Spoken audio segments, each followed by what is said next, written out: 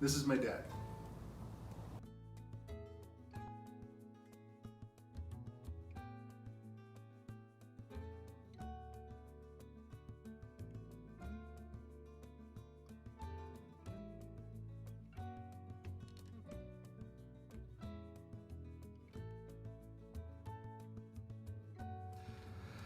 Growing up on the western slope of Colorado, it's just an adventurous place, and my parents both had a sense of adventure that we grew up with and just became part of our lifestyle. On his 55th birthday, he rode the Cocopelli Trail on his mountain bike, and a couple years after that, he and Mom hiked the Machu Picchu Trail down in Peru. It's just something that's in his blood. He's an active, healthy guy. On May 15th, 2018, I just gotten out of a meeting at work and had a text from my dad that said, "Please call, it's urgent." And the things that go through your mind when you see something like that, your mind goes all over the place. But I never in a million years expected to hear that my active, healthy dad, who the day before had just done a 35-mile bike ride with Mom, and the day before that was at CrossFit, had leukemia.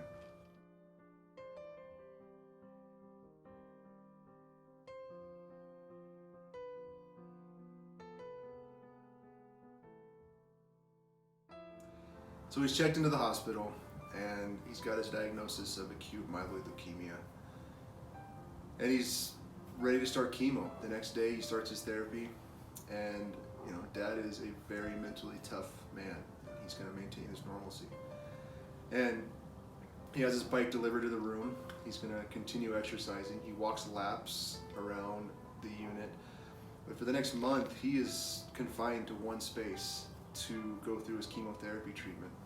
And that is something that has to be, you have to have your head wrapped around this in order to fully embrace the fight that you're about to have.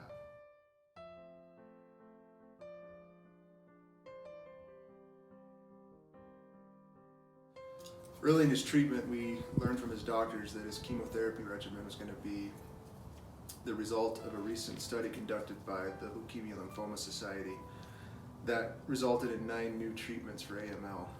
And those treatments were designed to be specifically catered towards genetic or DNA types.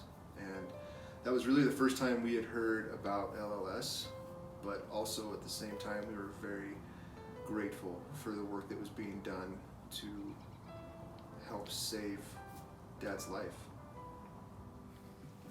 The treatment was successful, and he was considered to be in remission within just a few months of his initial treatment.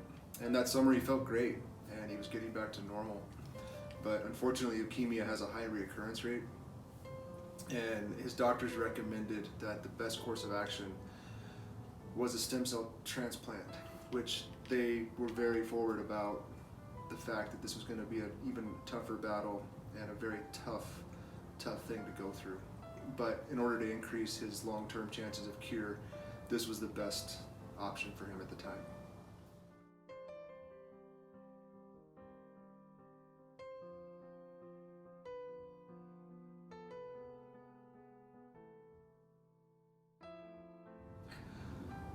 Through a series of what you would probably consider some unfortunate events, I actually was selected to be his stem cell donor. And that is a process that is definitely the bonding experience of a lifetime. So the neat part about this is my donation happened just down the hall from where he was staying in the hospital. And most donors don't get to meet their recipients and vice versa. My recipient actually got to sit in the room with me while I was donating my cells. And the very next day, I was next to him when I was able to give him, one of the biggest gifts I could. And for somebody that's done so much for me, I'd do it all over again.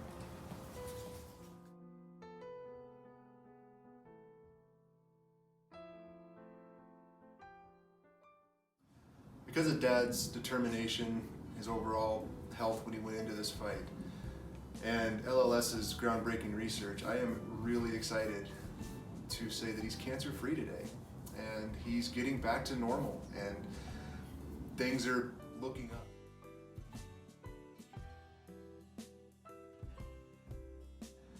So the reason I'm telling you this story is because I've been selected as a candidate for the LLS Man of the Year, which is a fundraising competition that engages local leaders to raise as much money for LLS as possible in a 10-week span.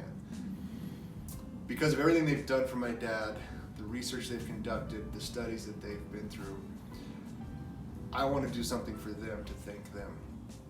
He's cancer-free today because of what they've done in previous days and years leading up to this.